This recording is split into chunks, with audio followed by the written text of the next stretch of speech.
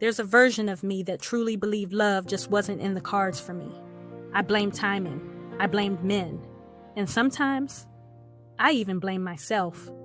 But I never asked the harder question. Was I ready? There's a quiet kind of pain that comes from feeling like you've done everything right and still ending up alone. We grow up believing love is something that happens to us, like luck, like fate, like something that falls into our lap when the stars align. But love isn't random. It responds to who we are, not who we pretend to be.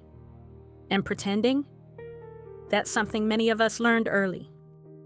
For a long time, I was pretending I was okay, pretending I didn't want more, pretending I didn't see the red flags waving right in front of me. As women, especially women over 50, we were taught to endure, to compromise, to nurture everyone else first, to stay quiet when something felt off. We learned survival before we learned alignment. So of course it felt like bad luck, because we were choosing from old programming. The shift didn't happen overnight. It happened when I finally got honest with myself and asked, why do I accept breadcrumbs? Why do I fear being alone? Why do I shrink in rooms where I should shine? Those questions were uncomfortable, but they were necessary, because peace doesn't come from pretending. It comes from truth. Growth wasn't glamorous. It wasn't pretty. It wasn't soft.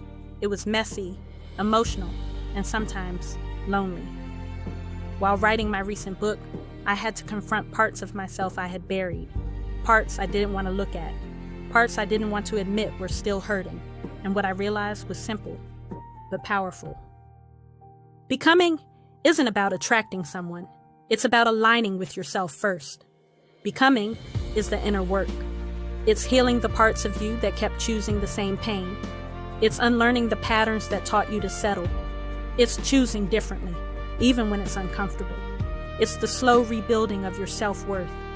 Becoming is the process of growing into the woman who can finally hold the love, peace, and alignment she's been praying for.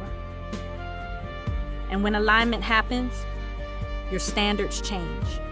Your energy changes. Your expectations change. And suddenly, the love you desire feels different. It feels calmer, cleaner, more honest. But here's the deeper truth about becoming. It's not something you turn on and off. It's not a phase. It's not a mood. It's an awakening. Because once you start seeing things for what they really are, not what he's giving you, but what you're giving yourself and what you're allowing to happen to you, you can't go back to pretending you don't see it. Becoming is the moment you finally tell the truth to yourself. It's when you stop abandoning the woman you're becoming. I didn't get lucky. I got honest. I didn't stumble into peace. I chose it. And the woman I am today, she doesn't chase. She doesn't beg. She doesn't shrink. She aligns. Because love isn't something you hope for. It's something you're prepared for. If you feel like it hasn't happened yet, maybe you're still becoming. And that's not a delay. That's preparation. This is peace, love, and happiness. And remember, the blessing isn't in what you get, it's in who you become.